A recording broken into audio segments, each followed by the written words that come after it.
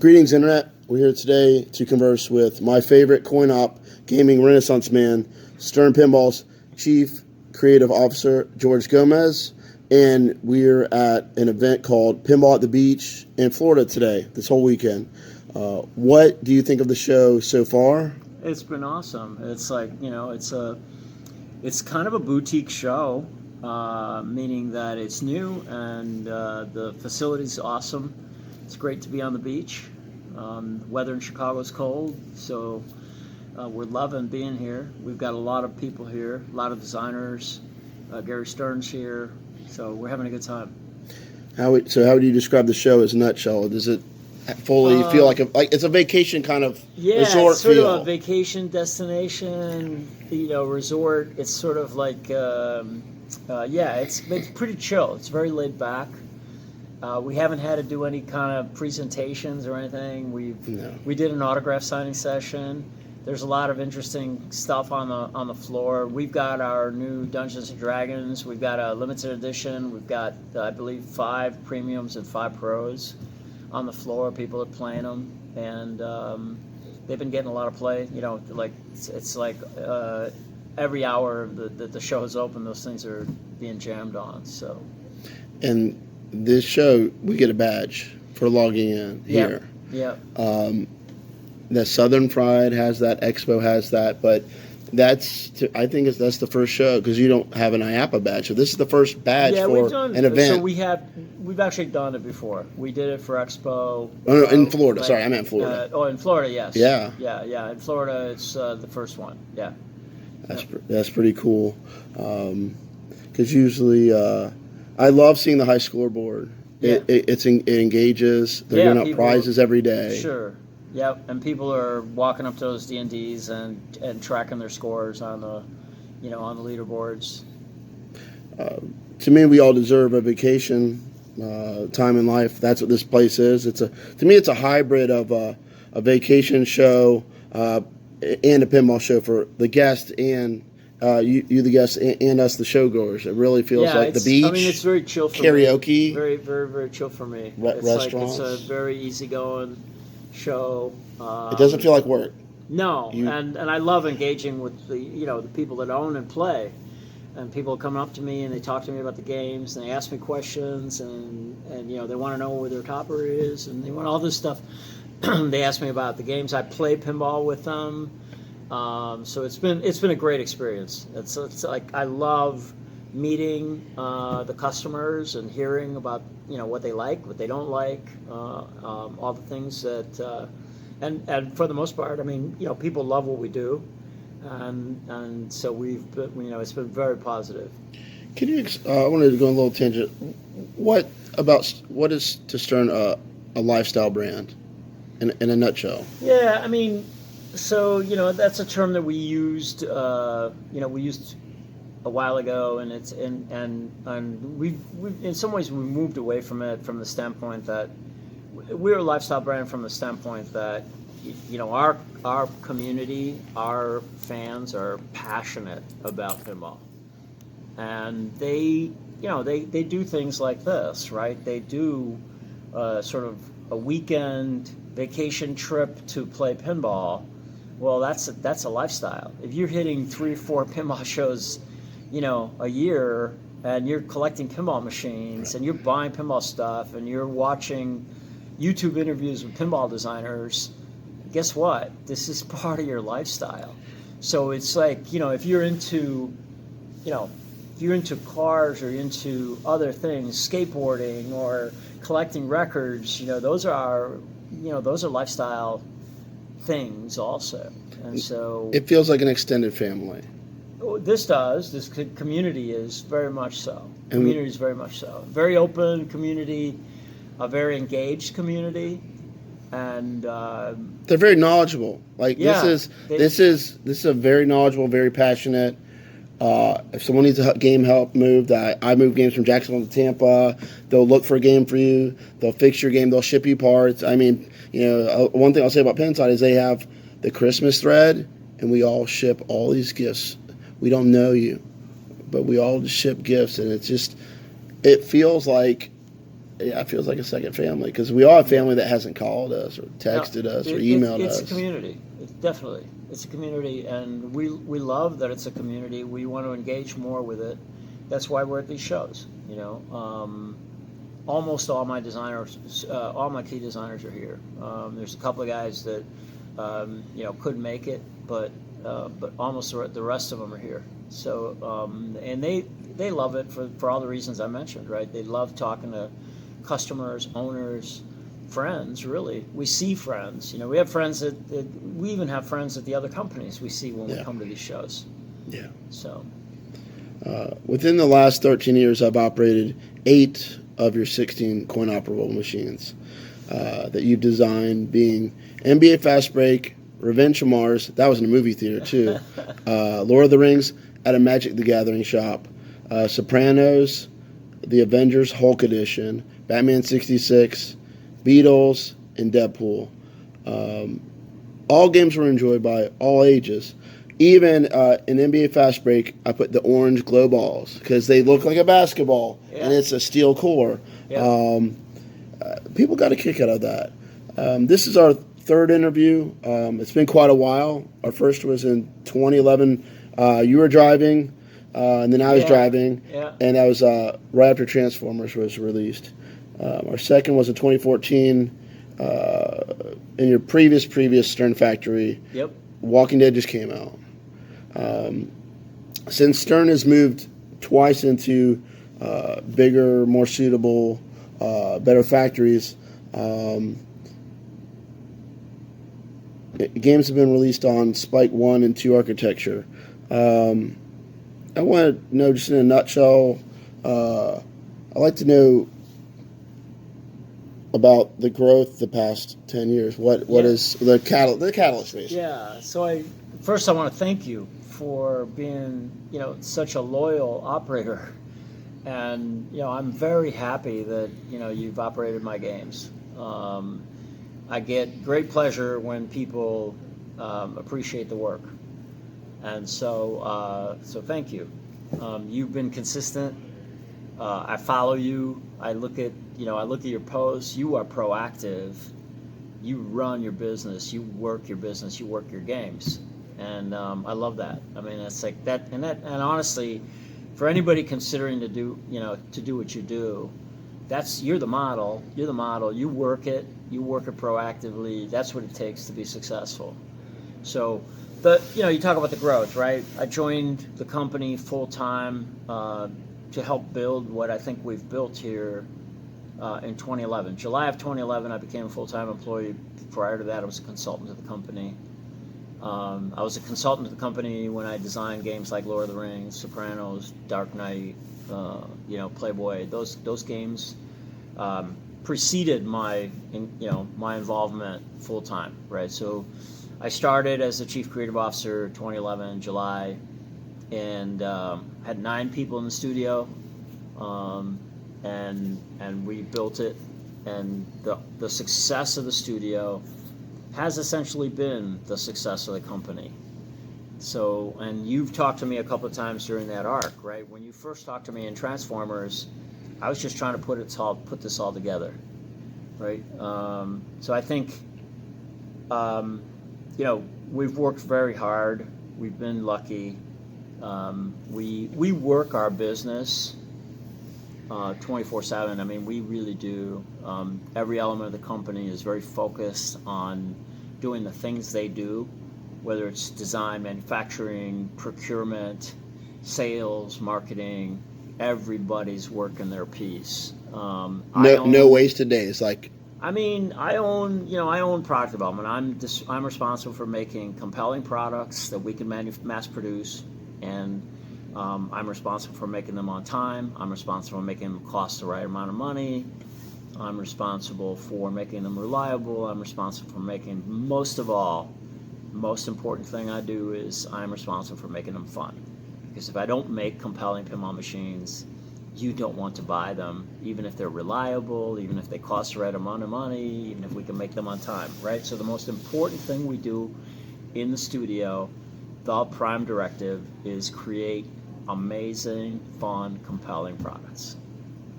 And how do you do that? Well, I think that it takes a tremendous amount of iteration, focus, craftsmanship. Craftsmanship at the design level, design and engineering level. That means a level of focus and interaction with what you're doing, beyond beyond just getting something done. And I hire passionate people. Right. I've populated the studio with a lot of great talent. Part of my job has been to be a talent scout, to say, who do I see out there that I think can do this, that I think can make amazing stuff, right? And that's the studio that I've built around me, and their success is my success, and vice versa.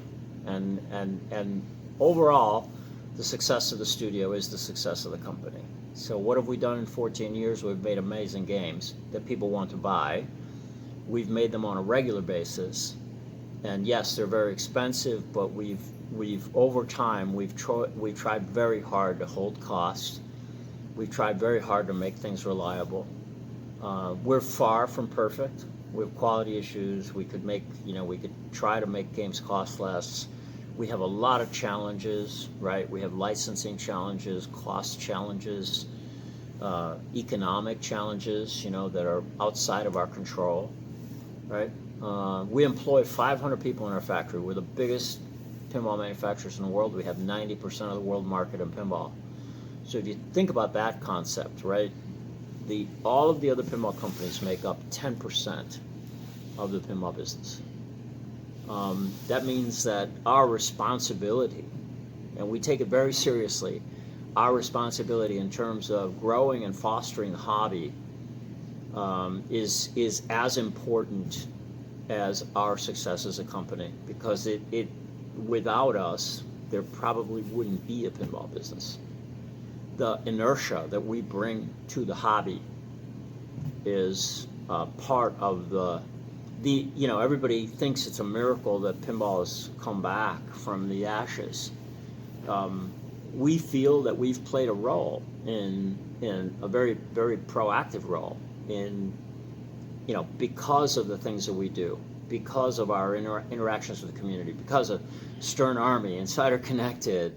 We're trying to grow the business. We want more people playing pinball. We want, we have to. Yeah, we say it all the time. We don't want anyone to ever say, do they still make those things? We want pinball to be a part of, mainstream entertainment. That's sometimes when you see us addressing new potential growth communities, that's what we're trying to do. We're just trying to get more people into pinball.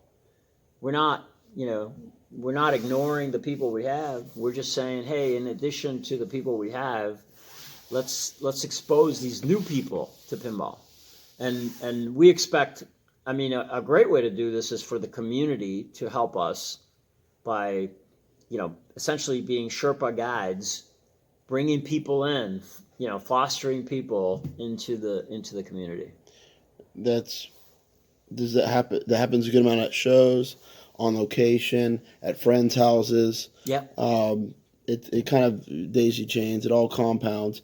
And your team at Stern, your 500 employees, everybody does the right piece, the right gear, the right. Yeah. So everybody makes a contribution, right? So it's 500 people in the factory, another whatever, 80 some odd people in the rest of the rest of the company. I have 50 people in the studio.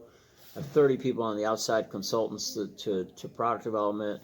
But, there are marketing people, sales people, procurement people. And the chain of getting product, people. the chain of getting everything, the cabinets, the spike boards, the node boards. Right? Yeah. Best tech service department in the business, right? They're great. And so, I think, it takes, what's the success of the last 14 years? The effort of all those people. That's the success.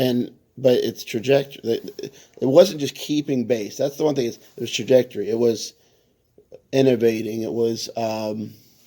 That's why I said earlier. I said it was from Sam to Spike 2, Spam to Spike 1, Spike 2. Yeah. And each one had its purpose. for its right duration. Yeah. White Star was out long enough Sega Right. to stern, and Sam was great. Yeah. I mean, we can now those- USB update. I mean, that was a big deal. Yeah, the introduction of LCD, the the introductions of Insider Connected, a huge user base with an extension of how you interact with a pinball machine. You interact with the pinball machine in front of it. You interact with the pinball machine off the game.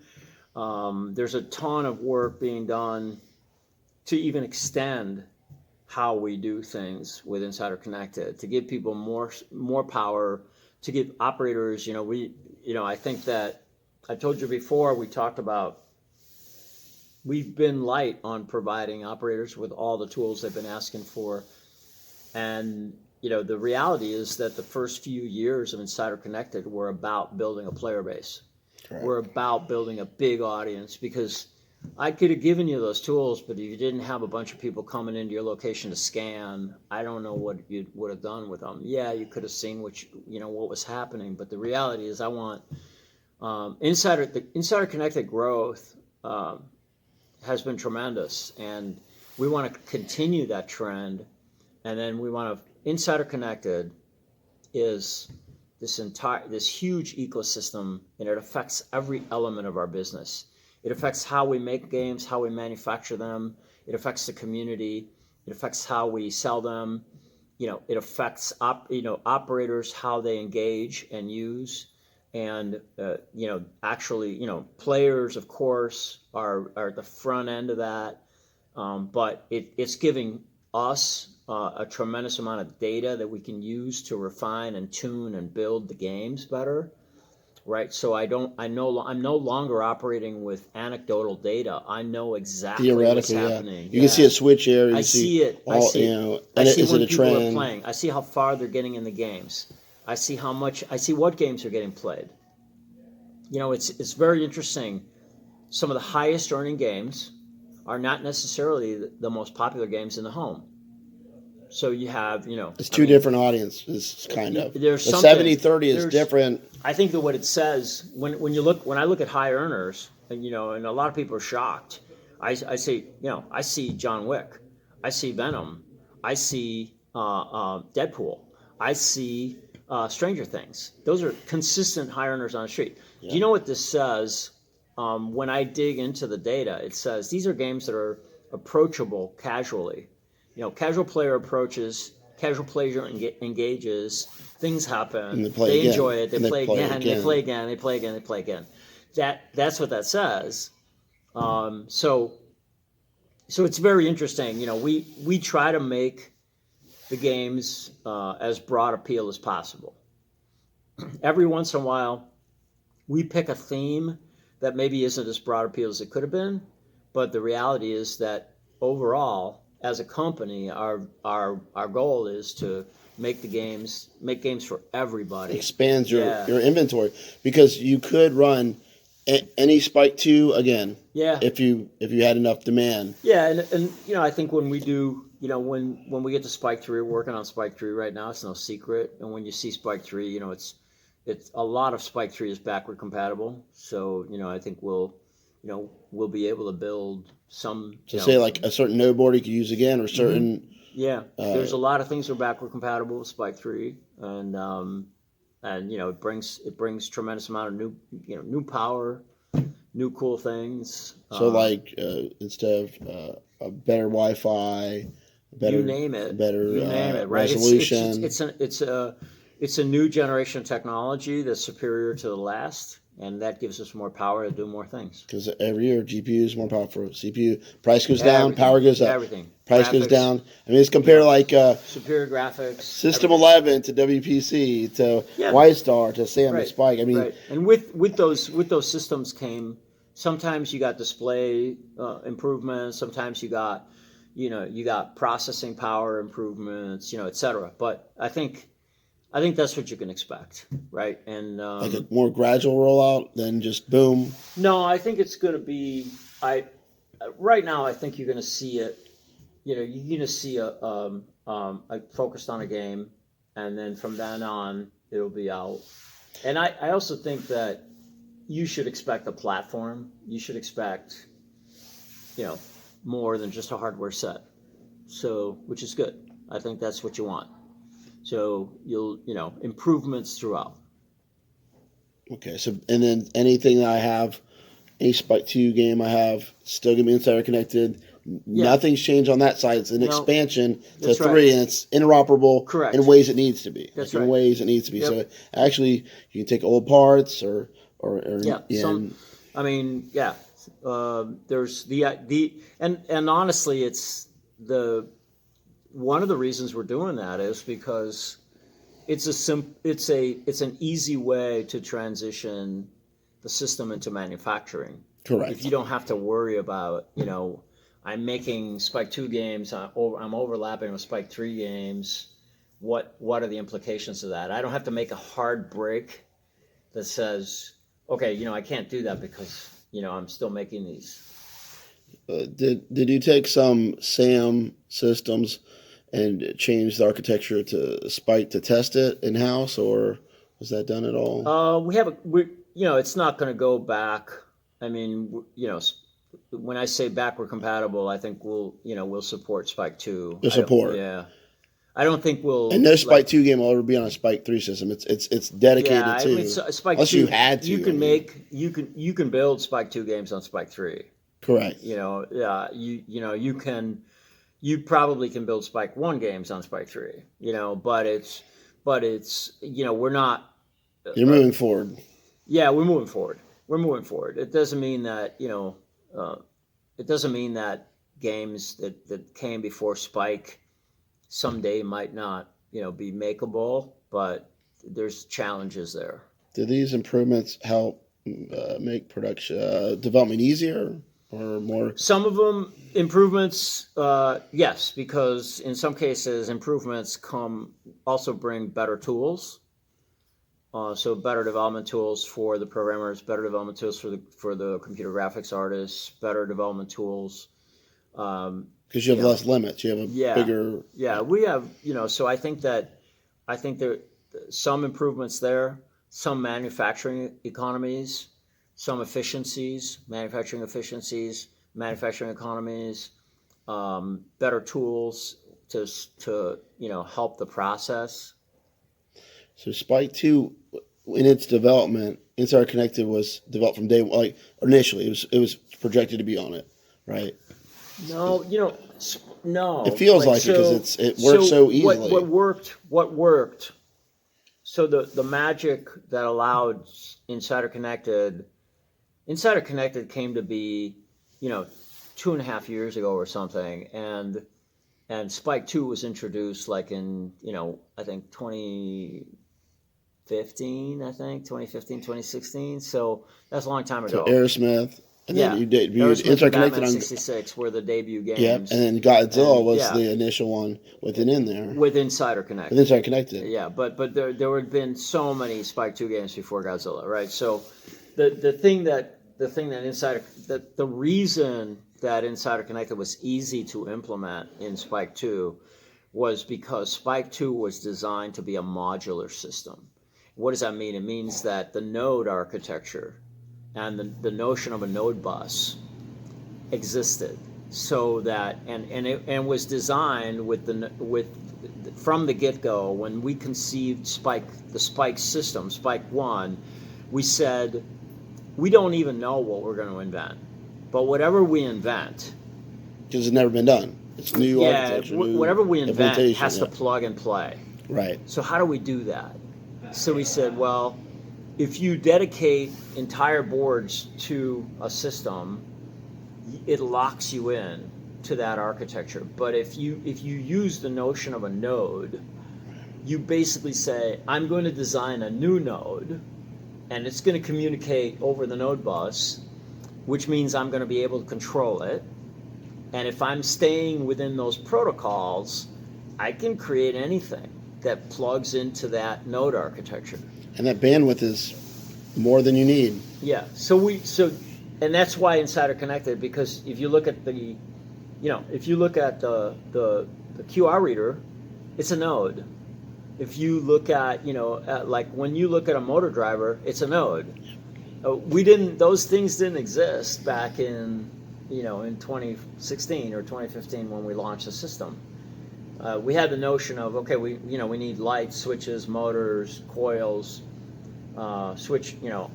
We need all those things, but do we know what kinds of motors? Well, no. At that time we were using DC gear motors, but somewhere along the line it was like, okay, we want to use steppers.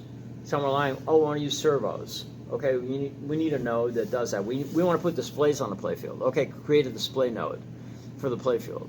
So all those nodes are essentially, can plug and play into the network. And that's why Spike 2 was significant. Spike 2 was significant because it was modular and it allowed us to add new things without turning the world upside down.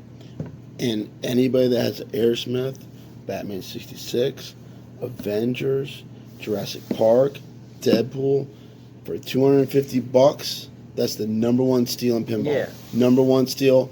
And there's still plug and play. There's thousands of people that are still have it to be installed. So it's a customer base. It's our connected customer base. It's coming along. I mean, really. We started with Godzilla. With Godzilla, we purposely decided, okay, we're going to ship Insider Connected with every Godzilla, and then every game after that ships from the factory with Insider Connected, and then we decided, let's make the kit as affordable as we can make it, and let's make the kit available for the entire universe of Spike 2 games. At that particular moment in time, when we launched, I think the universe was, I want to say it was 22 games or 20 games, I can't remember. So I said, I want the universe of I want that giant footprint, right? It's a huge footprint of games all over the world. I want it connected. So don't try to make a profit on a connection kit. I want it's close to cost, basically. Pretty damn close. Yeah, that's right. Pretty damn close. Because the value it adds is way more than $250. Yeah. Even for the consumer. Even if all they do is Wi-Fi update. Yeah. That's all they do. Who wants to go to? Who has a desktop? Right. I do, but a lot of people, they have this, they have that. They might have a tablet. They might have a laptop somewhere. No, I think. It's archaic, right? It's a huge value. It's Yeah. a huge value at that price, and I think that if you have a Spike 2 game and it's not connected, you're missing out. You're missing out in so many ways, and so I think it's a bargain. Deadpool. Deadpool made a cameo in the first X-Men game. You knock on the screen and say hello. Then the first Deadpool movie came in to play. When did you guys get the license? Was it somewhere in between? For Deadpool? Yeah, or did you think about it? Like, did they? Deadpool, so we listen a lot to Marvel when to the licensors when we're talking about considering licenses, and it was Marvel who said, hey, what do you guys think about Deadpool? And we're going to be doing some things with Deadpool. And we said, okay, we looked at it, and we knew the character. We knew that, okay, so, here's a great opportunity for humor. Humor is enormous as a part of the success of the games that I've made in my career. It talks at you. Yeah, it's engaging it's you. engaging you, right? It's not just talking to talk. Right, and so that's huge. So I think the humor elements and Marvel's recommendation that Deadpool was going to be playing a role in the future of the Marvel Cinematic Universe, that's what pointed us in that direction. When the other cool thing about Deadpool is that if you have followed the arc of the comics over the time that Deadpool has been around, and even if you haven't, I think that you realize that many people have interpreted the world of Deadpool. And artists, writers. Yeah, artists, writers, and there's a thread because the character is the character, but the presentations, the things he's done, the stuff, the worlds they put him in, the things, all of that stuff has changed, like radically over time. And when we engaged it, we now consider ourselves sort of part of that. Right. We are part of the legacy of Deadpool, right? We created the a pinball writers, machine. not only the writers and the artists of new voice. Yeah, it's new lines medium. new lines that would never be in a comic. No. A pinball call out's not going to be in a comic book. Right. It was bringing the character into our medium. And they gave us a tremendous amount of freedom. They did control. We brought Little Deadpool that was in like 2 comics. Yeah, and we were looking. We were looking for things, and we said, maybe we could do this. And I think that it gave us tremendous freedom to do different things. Right, vampires at the roller rink. Right, Dazzler's wonderful. That's just wonderful. We threw throwback. Yeah, we threw the kitchen sink in, right? Like we said, hey, I want those old, Williams arcade sounds in the game. I want I want some of those. I want the feel of that 80s, 80s pinball, 80s video games. And how did you come up? Who came up, or how did it come up with in the background? You have all these Stern classic Stern machines. Yeah, the Sea Witch and the right. So we said let's do, let's do 2 things. When Deadpool breaks the 4th wall, he's going to be high res, rendered the way we know him now. I love that. But that in the game, it's going to be 16-bit. It's going to be like Sega fighting game kind of thing, and it feels very 90s. Yeah, in a good way. Yeah, and so we said, and I think that all the ideas started coming together. We needed generic bad guys. Okay, ninjas. We needed some famous Deadpool adversaries, and so we started building the game around that. We said, let's turn it into a fighting game, and so yeah, we had a lot of fun with it. And I met Rob Liefeld a few years ago at a signing in Jacksonville. I got my Translite autographed and my apron, and he doesn't own his own machine, but he's played it. He very much approved of the art, calling it terrific. Yeah. You don't call it terrific unless it's good. And I gave him the chimichanga truck plastic from my machine because I put a real truck in there. So that somewhere is on his shelf. That's awesome. In his lore. He complimented Zombie Eddie on the art. So, which is like, that's high praise. Yeah.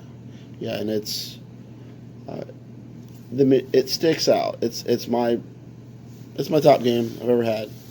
I couldn't believe it did that well as it's done. It's to this day. It's like I said. It's one of the highest earners.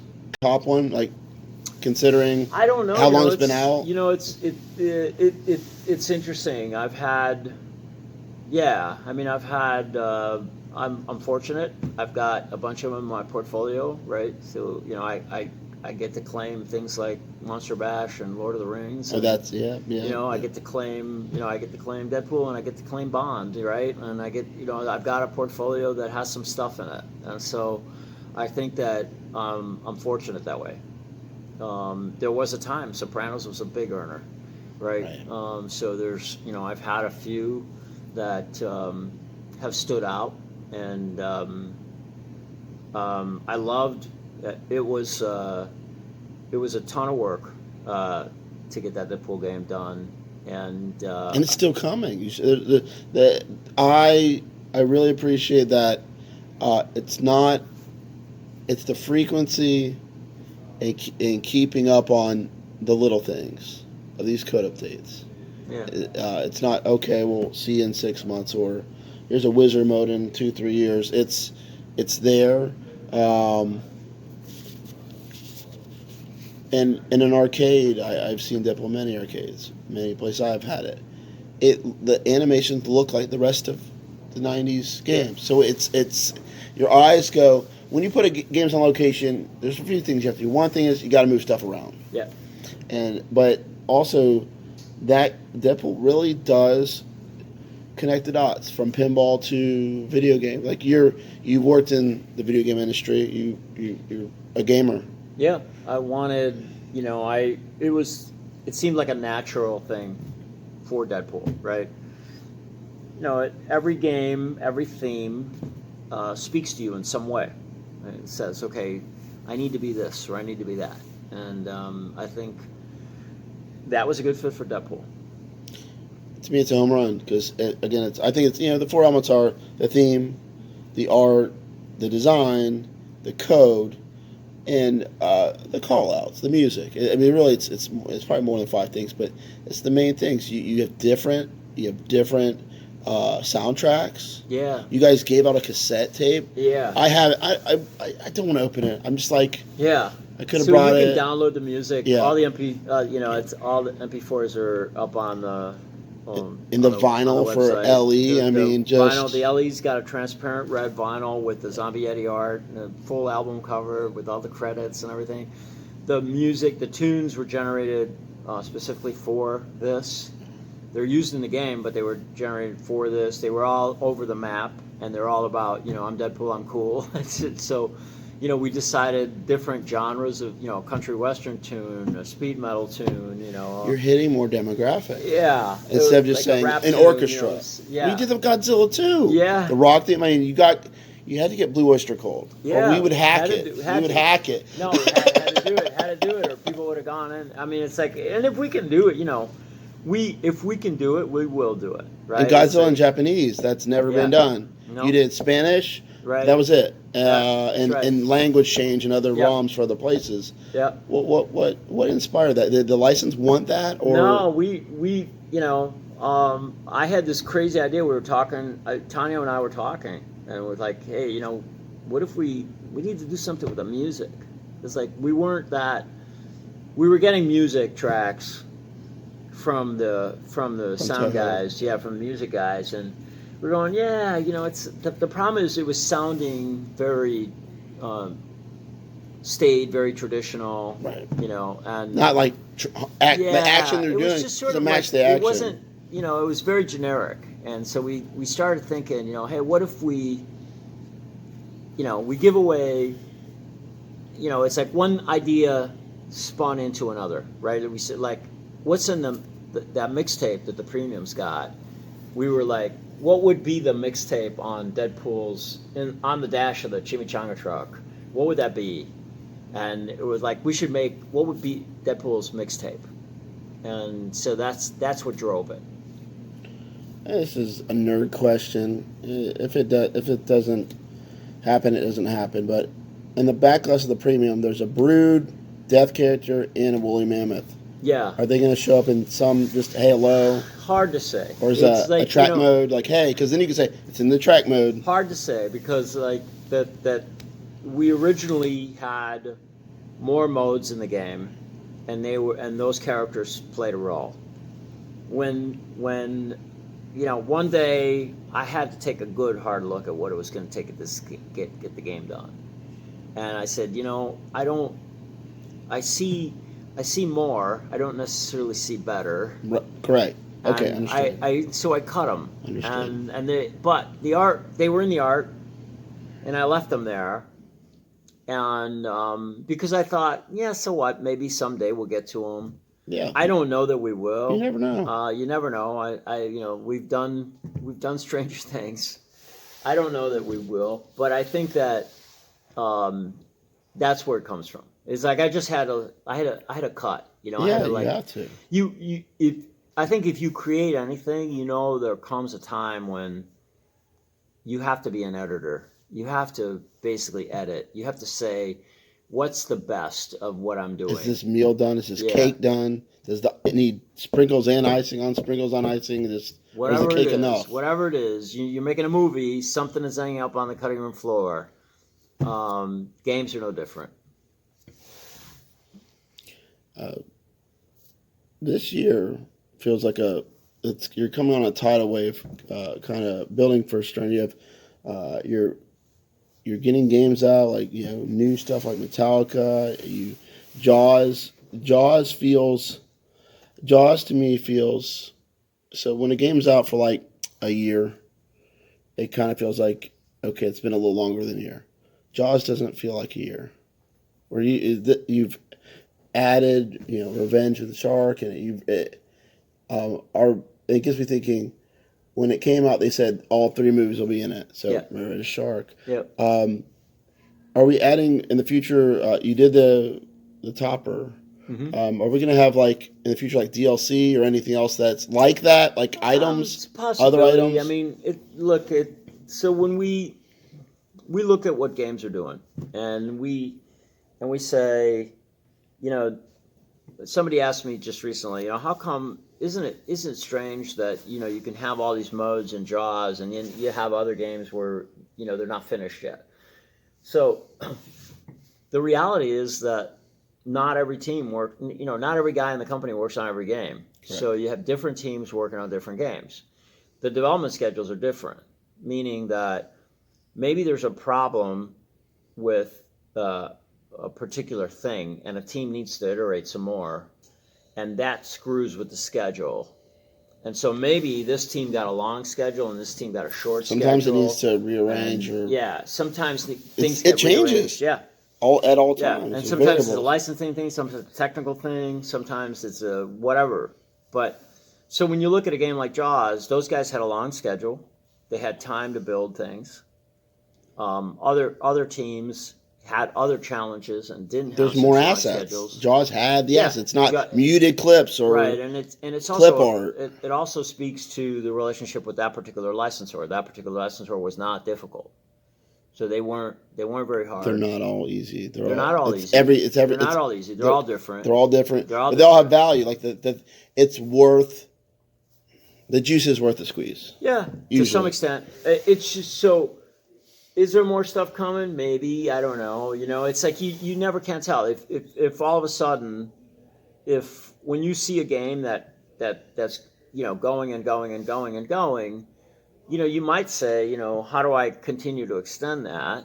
And maybe we create more stuff. You might also say this game is very done, and I don't know what else I'd put in it, right? So I have games like that. I have games like somebody would say to me, what would you do to change this game or that game? It's like, well, I don't know that I could make it better, right? Like I don't know I can make a Monster Bash better. No. I can make a Monster Bash different, but I don't think I can make a Monster Bash better. I think it's pretty done. And it doesn't have to be different. Like, to me, Turtles, okay, you can choose all 4 Turtles. Yeah. Well, not every game has 4 characters. And they are known as teaming up. Yeah. And then you team up and you do the battles. And I really like monster play. Yeah. I like 1-on-3, 1-on-2. See my customers, I'll do 1-on-2. Yeah. 1-on-3. I think Dwight's great at that, right? I mean, he's done. D&D's got a bunch of that kind of stuff in it, and Dwight loves that sort of thing. So is that looking like the way it's a new journey? They wrote their own. Yeah. Their own story, their own world, yeah. I've met people that are D&D fans, and they're like, they swoon over it, which means he did it right. Yeah. And it's... Yeah, I mean, those opportunities, when those opportunities show up, right, when we can get to do things like that, we're going to take them. So they're not always available, right? They're not always available, but when we can do it, we'll take them. And there's also technology that supports like some of the things that he's doing, and you may see that again on different games, right? You may see weekly refresh. You may see different things for different games, and it's just a matter of it'll be themed to that game, so it won't look or feel to you like that's what's happening, but that's what it'll be, right? In his case, I think D&D all the things he's doing in D&D, because he's a hardcore D&D guy, they're going to be consistent with their world. Right. And so, but we were very adamant that, hey, Dwight, I don't know anything about D&D. I need to be able to go make it palatable. I need to be able to go up and play this thing. And so when I play it, not being a D&D guy, when I play it, I just see this cool animatronic dragon. I just want to interact with the dragon. Unique shots. Yeah, The I want spinner some into cool the buck. shots. I mean, it Yeah, feels and good. so it's like I'm just playing pinball. I don't know anything about the D&D thing, There's nothing wrong with that. but nothing wrong with that. And I'm enjoying myself, and I think people on the street are going to be drawn to the dragon. They're going to play. They're going to do the thing. But somebody that's into D&D, he's going to totally get what Dwight's presenting, and the arc of progression through the game, and all the different things he can do, and all the significance of the map, and how I'm moving on the map, and the significance of characters, and how I'm modifying things, and the choices I'm making. All that stuff is going to be there for the guy that's like just absolutely geeked out on D&D. And you're making new D&D fans. Yeah, that's going to happen. That's right. It's like going to happen. It's a two-way street. It's a two-way street, right? I mean, any brand you do. I mean, any license, you might a customer that plays it or buys it might like Avengers or like Deadpool or like anything, and then they play it, and they connect fun of playing pinball with fun of the IP. So you're actually doing a real big service to the IPs themselves, and they understand that usually, or sometimes that you're. I mean, I think they're different, right? You're satiating the crowd. When we talk about the D&D folks, and we explained to them what we were doing, and they totally got it, right? So they were like, "Oh yeah," because Dwight's playing in their world, and he's working in their world, and so it was clear that so that it wasn't so hard. Well, just like my Lord of the Rings, that was at a magic card shop. I thought that when I was told about like his rabbits out of hats magic shop, what are you talking about? It was magic cards, and they loved it. And I got new pinball players. They went and played my other games. How did the race do? That 5-stage? How it went great. Better than expected, or just? Yeah, no, it went great. What's interesting about the IC things is that, like, some people love the race, some people weren't interested in the race. The same thing happened with March Machine Mania. Same thing happened with Questapalooza. Right. So it's like we'll have certain elements of the community that will really gravitate. I had a guy come up to me this weekend and say, "Well, like, man, I love that race. How did I do that?" He's standing next to a guy that said, "Oh, I didn't try it." So it's kind of like it's like different things we do resonate with different people in different ways. And eventually, when it was the first few weeks, it didn't show up on the attract mode, but then it did. And so it's tricky because not everybody is on Facebook, Instagram, YouTube, but everybody looks at the screen, and it's tricky because you might see it but not assimilate it, and the locations aren't going to really tell about it. But I think there's a learning curve. Yeah, a lot of people, they barely find the start, they double flip. I think we're all learning and growing, and we're helping each other. We're going to do, the quest model is going to change. We're going to try new ones. Can I make my own quest? Because we're vetted. Any vetted arcade bar, to me, any vetted. Yeah, we have to figure out a tool, that we can give you as part of the operator toolkit that will allow you to do that. Because I want from the get-go, I wanted not only me to help drive location play for you, but you to help drive location play for you. And I wanted to give you the opportunity to create loyalty from your customer base to you. And so that's still a thing. I just, there's some challenges we have to overcome in terms of, what does this interface look like that allows you to run? Because theoretically, you would want to bombard your audience, your too much information demographic. Well, the race was great because it was not only the tier and all these people, it was by location. I love that. Yeah. You could see every location you're at, and you're like, well, son of a gun, that drives someone to go here. Yeah. That drives someone to go here. The only thing it was kind of missing to me was I can't make a high scoreboard for that. That was the only thing it missed, because I would like to have made my own. Or just add it onto my current high scoreboard. Point. I mean, that's a good point. We can take note of that.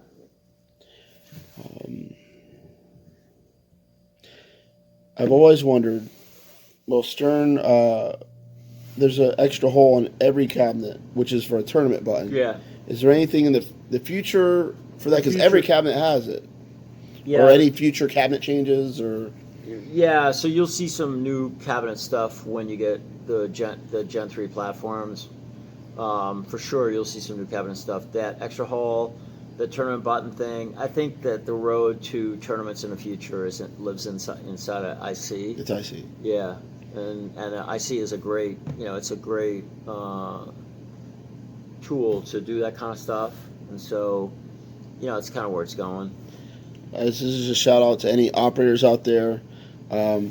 Contact Stern. Please tell them to add an extra ball button. I made a lot of money off of No Fear, the extra ball button. Okay. Just a quarter a ball. Yeah.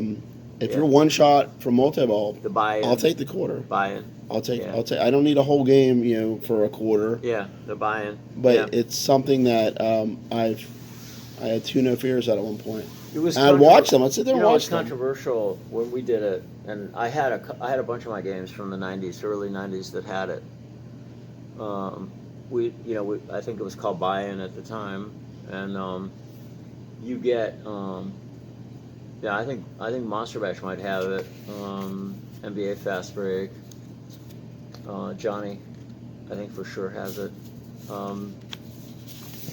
So yeah, I mean, we'll think about it. Future expiry. Is there anything that's keeping Stern people that are engineering the future, keeps them up at night? Like anything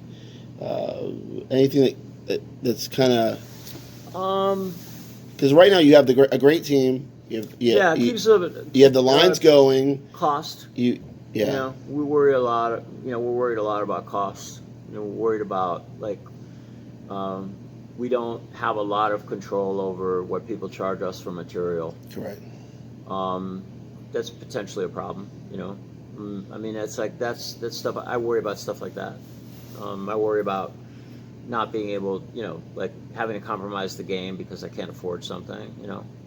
Not to say it's going to happen, but I mean, it's like it has happened. It will. I mean, it's just one of those things where you I don't know.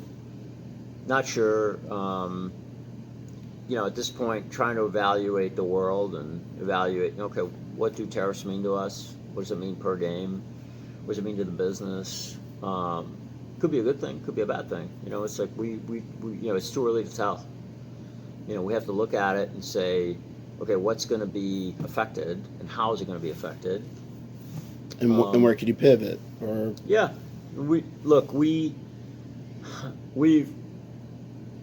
we've figured out a lot of stuff over the years. We've been in tough scrapes before. I don't know yet that this is a tough scrape. I'm just saying that we're resourceful. We are committed to our business. And customers. Yeah, and our customers. And we're passionate about what we do. Distributor base. And yeah, and so, we'll figure it out. We always do. There was a time when you're making 400, 500, yeah. Not 800 games, and that's done. That's over. To me, that's done. That's over. I mean, that's over. No, there was a post-COVID sort of readjustment, normalization, if you will, right? It's like the business goes back to, okay, what kind of business were we doing in 2020, 2019, 2020? So it's more realistic to compare it to it's more 2019, right? 2018. And, it's like, look, what would that trajectory be? During COVID, we had a year, what would have been a year's production, 3 years earlier, we had that much in back orders. It was insane. Right. It was insane. Almost every title, it's just for all around the world. It didn't matter, right? So it's not like that now. It's like more normal. And when you look at the numbers and you go, okay, it's like it's a decline from the craziness of COVID, but it's not a decline relative to like 2019 for our business. So. And every hit, I mean, Star Wars. How many you can run Star Wars as long as the license is open indefinitely? We launched Stranger Things at the beginning of COVID. and and that game, you know, didn't do what we expected out of the gate initially, yeah. And it was on locations. And you know what? 6 months later, literally 6 months into COVID, that thing took off like crazy. So, on location, and it's done well. Yeah. Any final words for the viewers, the collectors, the operators? I mean, you know what? I love your passion. I think I think it's clear to me why you're successful, because you work your locations, you work your business, and I love everybody who plays pinball and play more pinball, play Stern Pinball. Check out Dungeons and Dragons; it's pretty awesome.